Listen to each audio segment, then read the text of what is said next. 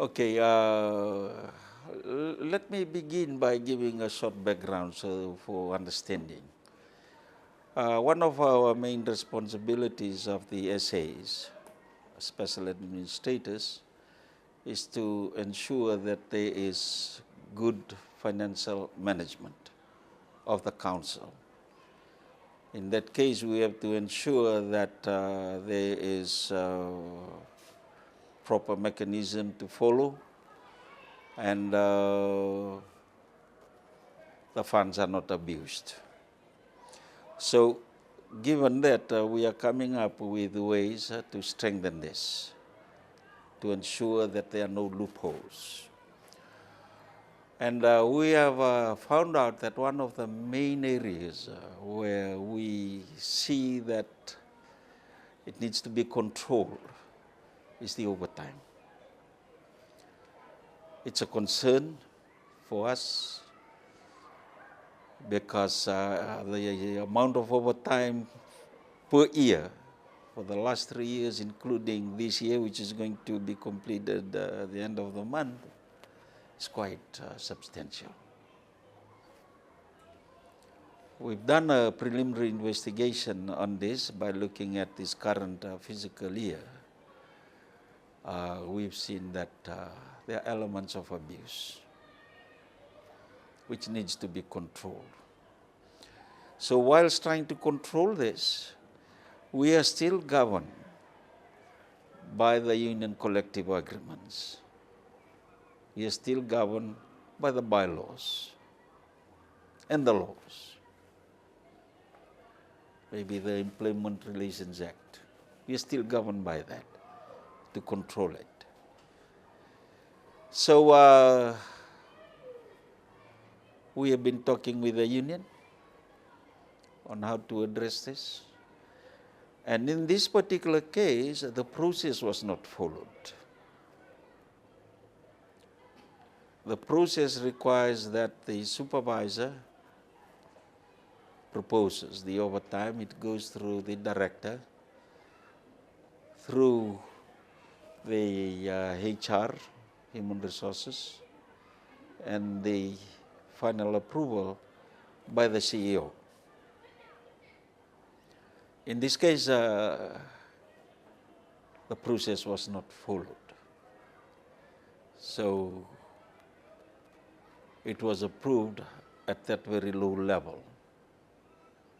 Maybe not approved. I won't say it's approved.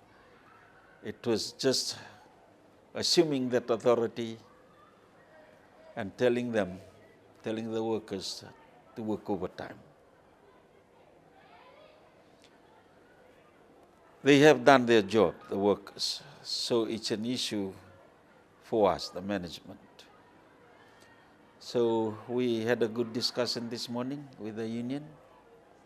We more or less stated, implying that it's not your fault, you've done your job, now we'll go back, the management will look into it. We've just met, I think 40 minutes ago, and we address it, and we see, or we identify the shortfall, we identify the problem, at what level. So that will be sorted out at the management level. And the workers, we have established that they are free. They do not contribute to this. And we have decided that since they are not responsible, if we deny their overtime, they will be victims.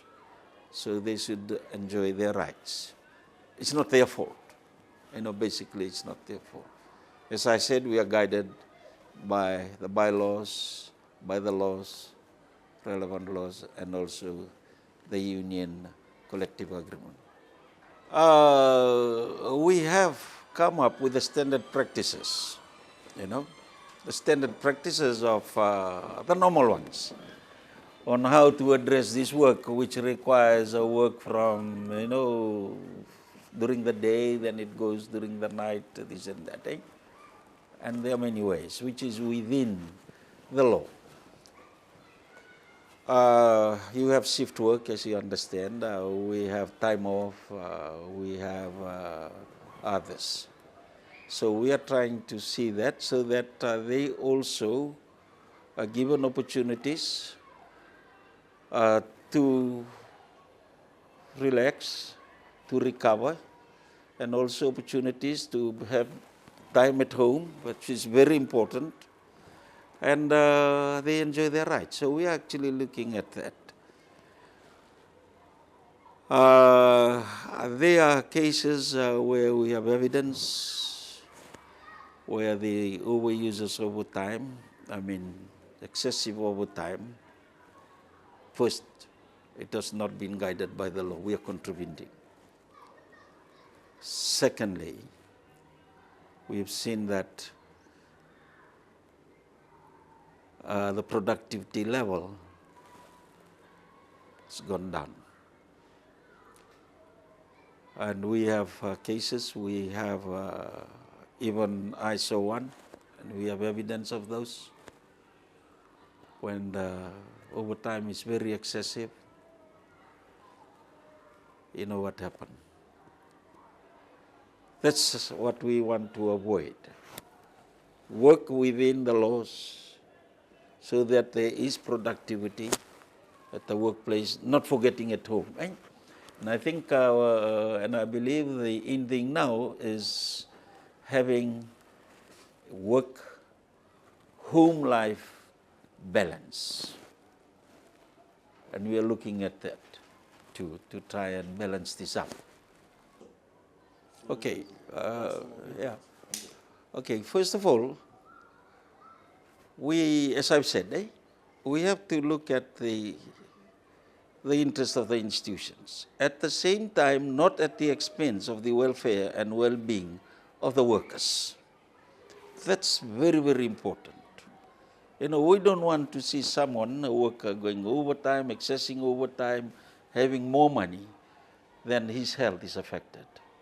That's the last scenario that we would like to see. So there should be a balance. So that is why you will see, as I've stated, in the Act, in the relevant legislations, even in the collective agreement, there are certain hours that you need to work on, even if you have overtime. And it's quite clear that the hours that you should be resting. That's all what we are trying to follow. And I must ensure that and confirm that overtime is not stopped, because we want overtime work, because some work requires overtime to be done, especially early in the morning. In the market, they're coming very early, so there should be overtime done, but not excessive. We are not only looking at the money, we are looking at the welfare and well-being of, and also once these are all controlled, it also safeguards and safeguarding the interest of the ratepayers and other residents who are the main source of income for the council. So all in all, we want a fair platform where Suva City Council should operate.